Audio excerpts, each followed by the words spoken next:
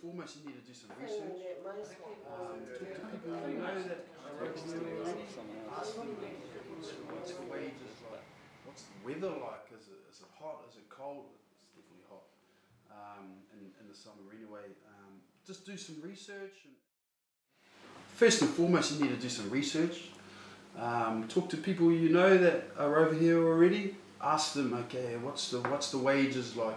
What's the weather like? Is it hot? Is it cold? It's definitely hot in the summer anyway.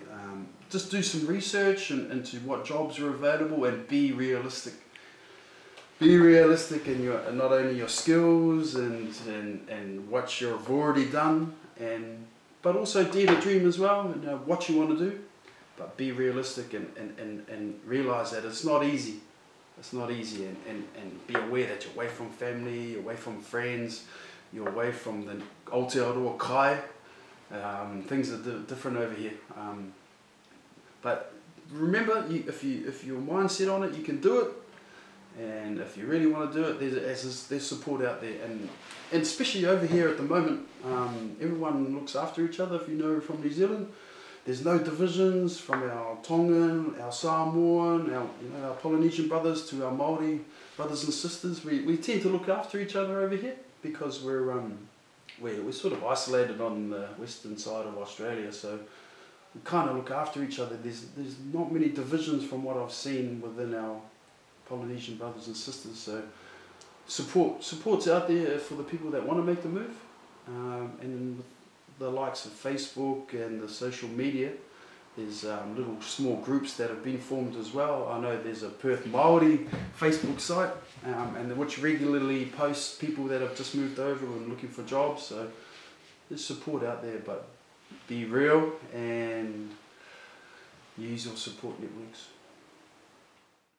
I think one thing that most people need to do if they're thinking about coming to Australia is to really check out, maybe make sure you've got a bit of money behind you, because there are tickets that you will need if you want to go out mining and experience, and tickets I think would be sort of like licenses back home to be able to get yourself into those areas. Plenty of work here, like in shops and all that sort of thing. If you really wanted to go out and making the mining, you've got to have these other little things behind you.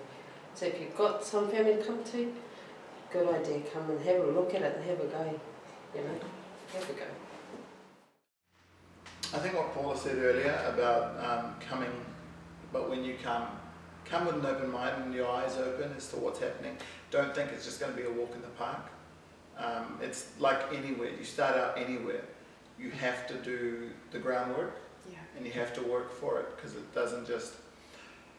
You hear stories from the cousins who live over here and oh, you just walk up and they give you a job. Yeah, man, I just give you a job straight away. It's not like that. Turn up and no, there's no job, I'm afraid. You're not qualified. You have to make sure you have the qualifications for what you're going to apply for. So everyone that's trying to get into the mines, they need like their truck licenses, or their all these big licenses, big tickets that you need to actually work in a mine site. Yeah. I think we were clever in the regard where we went and sat down and said, look, what are we good at? What can we make money of?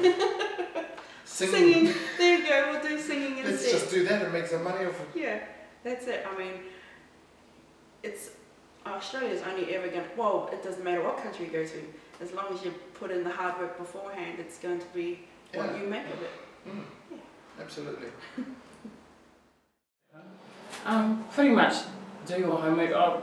I'd probably recommend it more for our youth, because there are opportunities in mines for families. Maybe not so much unless you've got something sorted, because I know people have struggled to get up on their feet, maybe send one person over to try it and then go from there. Definitely with our rangatahi, I think they're in that prime where they just want to get out there and do the mahi, and they're still in the situation where they can do that. I'm actually stealing this off someone else. I won't take the credit for this, but a friend of mine told me, and he believed that Australia is the best country in the world for Maori. When you land here, it's a given that you're a hard worker. it's given that you're a hard worker. You know, you land. You know, people know that here. So as long as you get here and I guess you honour that, the rest is easy. It's sort of for you to mess up. Not so much like back home where it sort of feels like Māori have to sort of, it's almost the opposite, you've got to prove yourself. Whereas you come here, it's different. So it's really, yeah, my advice would be to don't let yourself down, and it's for you to mess up. And I do, recommend that particularly the younger ones, if they can come, but be prepared, not just rock up and hope that it's all going to happen, because it's not like that at all. There's a lot of preparation involved. The good thing about here is that you've got the support of your whanau. If you have whanau here, that's an advantage. Failing that, you've got all the Kiwi and Maori that are here. They are very, very supportive. No matter where they come from in Aotearoa, we are all whanau, and you feel that. This country does have open arms for the skills and experience that you bring, that you can prove. They like you to be educated, and they like you to have a certificate. If you're coming here as a scaffolder, then bring your tickets. If you're coming here as a doctor, then come here with your degree. But to turn up and expect Australia will lay it out for you, they don't do that. But what they do is they open their arms to people with an entrepreneurial spirit and people that will get down and do something. We have got to be strong, we've got to be healthy, and we've got to be educated. If you think that the mining boom is going to last forever, well, it's coming to an end. If you think that the entrepreneurial spirit that Kiwis bring with them is going to die, well, it's not. And if you need to move, then do it. If you want the advantages, then do it. But you must understand your own internal strength, because it's tough going, uprooting your family, the separation of the things that you've become familiar with, to come to a country that's busy and in a hurry. And if you are willing to make absolute sacrifices and put your head down,